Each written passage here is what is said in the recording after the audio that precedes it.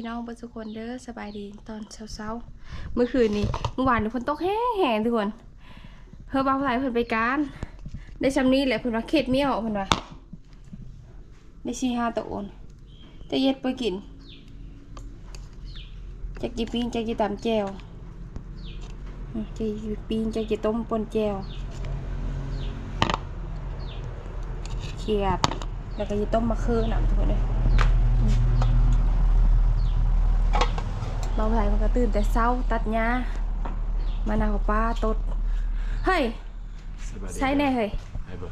เอามาบุกช่องมาเลยเอามาต้มเลย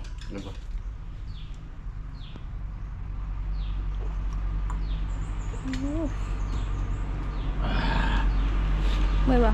เมื่อยเดี๋ยวมานั่งพักผ่อนชื่อได้ไหมเอาเบอร์เอาเลย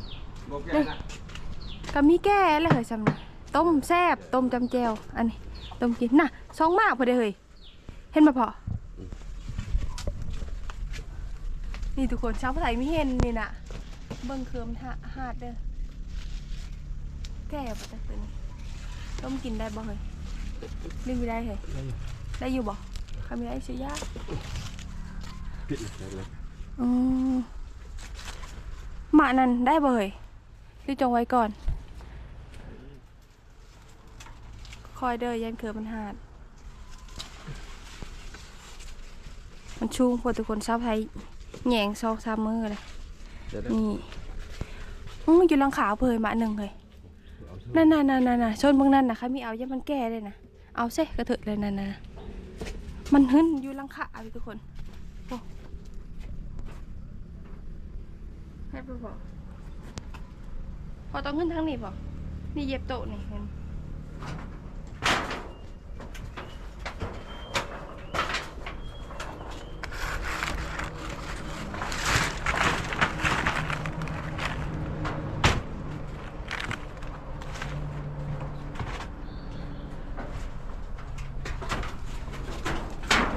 ได้ปะไง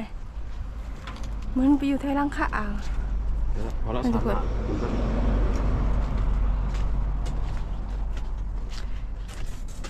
มันลักเซิงมากทุกคนเลยเช้าไทยไม่เห็นเด้น่ะซามมาก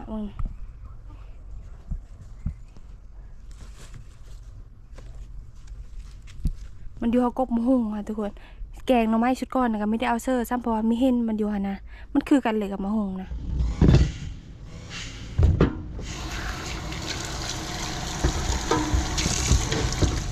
ต้มมะเขือมาโบปะไว้แล้วก็จะไปหาอาบน้ำอันตื่นมาตอนเช้าก็อีกกินแล้วก็ไปอาบน้ำอีกกินเลยกินข้าวแล้วก็ไปเข้าห้านเตาไผ่นะเวทแต่ละมื้อนะจะวนเวียนอยู่แบบนี้แหละถ้าก็จะต้มมาโบกต้มแต่อันช่องหน่วยเอาทุกคนหน่วยหนึ่งจงไว้เพราะว่าต้มมัดช่างมันกินนี้มัดดอกคนเมื่อทุกคนหน่วยบักใหญ่ซ้ำแฮนเช้าไทยแต่เขายืมเบิ่งก่อนว่ามันแก่แล้วบ่ทุกคนหรือว่าเนี่ยตัวนี้คือสียังตัวนี้ชาวไทยจะพาเครื่องเอาหน้าทุกคนหน่วยใหญ่สื่อได้แต่ว่าทั้งไหนมันนะยังไม่เป็นหอดนั้นซ้ำแบบมันเป็นมะบกพันใหญ่ที่ทุกคนชาวไทยว่าแต่ว่าคือว่าแล้วชาวไทยไม่ได้ปลูกอันนี้นะมันออกเบ้แต่ชุ่มบงพุ่นนั่นแหละแล้วก็ปะให้มันหลามไปเลยเบิ่งตัวนี้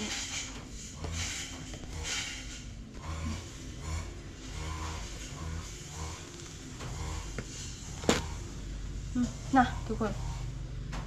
ไม้ใหญ่ซื่อได้แต่มันยังมีแก่แบบกาบมันแข็งซื่อนะแต่ว่าทั้งไหนมันนะยังอ่อนอยู่ทุกคนเอาไปต้มซองหมากก็พอแหละต้มจำเจียว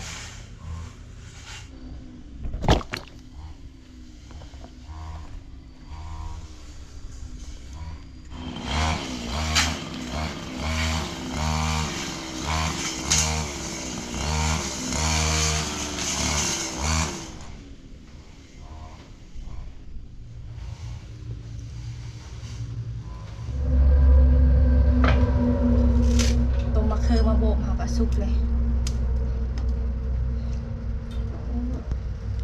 โซไปอาบน้ำแป๊บเดียวทุกคนเปิด ม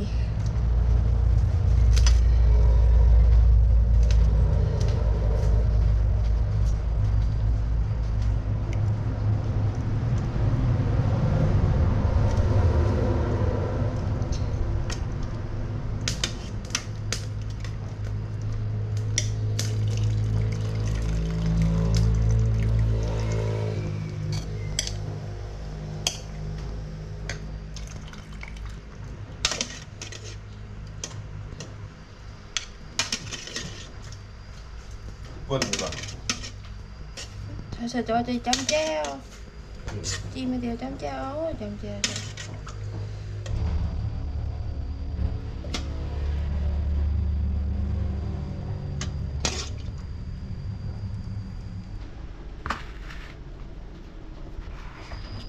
จีโฮกับโบมาไปไหนคนวะเอามาเตียวเห่ามันจึงแซ่บทุกคนนี่ถ้าปิดมาเตียวก่อน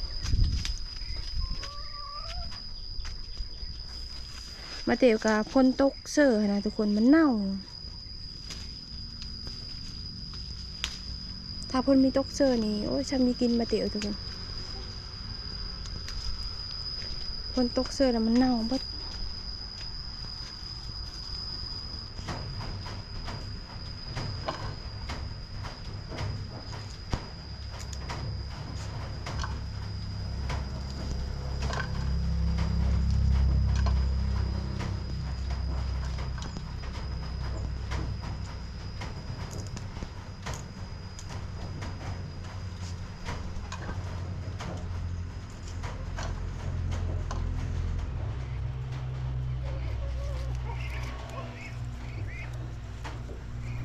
นี่มาโข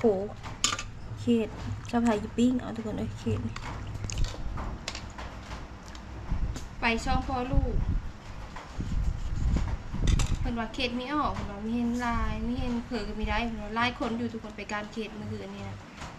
แต่ว่าเพิ่นว่าเขตไม่ออกไม่เห็นเขต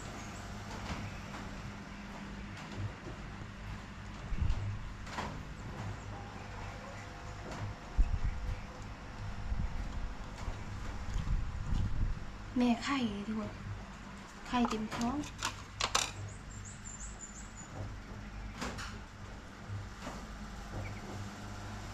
เมืองสามสิกก็หลายมานั่งทานอนทาเกิดอะไรได้ฮะ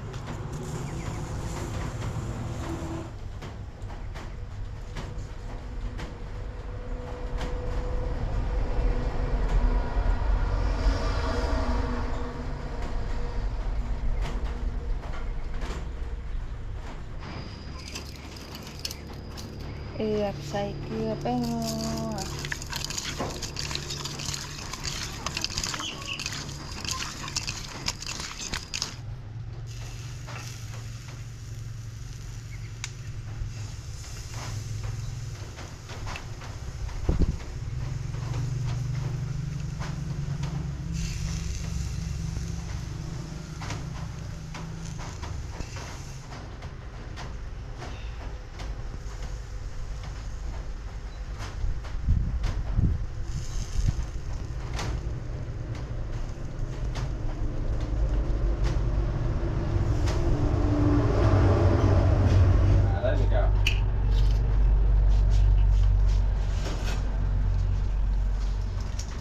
มาตำแก้วกันทุกคนตำแก้วกินกับลวกมะเขือต้มมะเขือ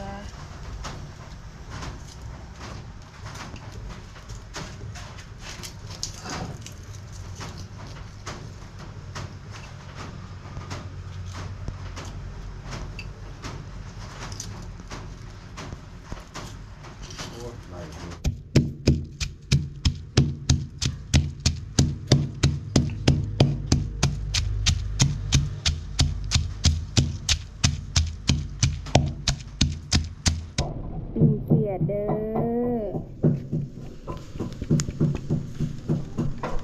คนน้อยก็อยากเขาแหละมานั่งวีไผ่ อยากเขาแล้วจะมานั่งวีไผ่เมืองเบาภาษาเหมือนกันทุกคนเงินชมแต่เช้าของกินค่ะตามแจวเลยทุกคนตามแจวแต่เธอนะเต็มโถยแต่กินไม่หมดจ้าเธอโถยแจวนะเกิดเป็นโหนไม่ได้หมดน้ำเปิ้ลได้ทุกคนหมดน้ำตำแจวแต่ละมือแต่ละเว้นกินแล้วก็เทเข้าห้องน้ำ กินแล้วก็เทเข้าห้องน้ำ ได้กินส้มด้วย ย ยังทันได้กินข้าวเช้าเลยทุกคนเอ็ดนั่นเอ็ดนี่อะไรกินส้มก่อน เยอะเลยนี่กินไม่ได้เลย ค่อยจะกินมะแตงค่ะมะแตงเขาเมื่อค่อยเย็นได้เลย หมังร้อง เขาประหยัดกินอยู่นั่นกะเมื่อวานนี่ประหยัดกินได้บนเครื่องหน่วย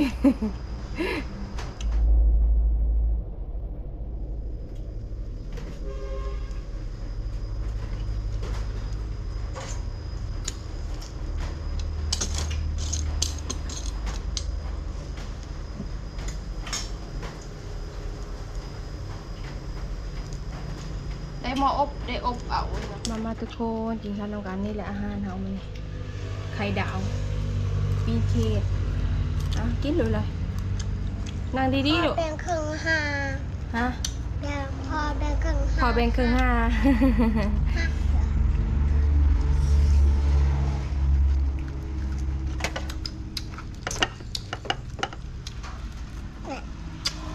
ห้าหนึ่งตัวนี้เนี่ยจะเนี่ยกินเนี่ยมีกล้ามข้อ นี่กินเพื่อจะ กิน มีไข่นะ ขยำ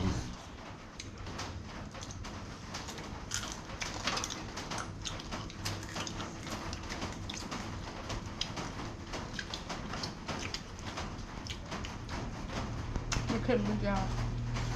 แต่หมอไข่ปั้นเป็นตู้เลย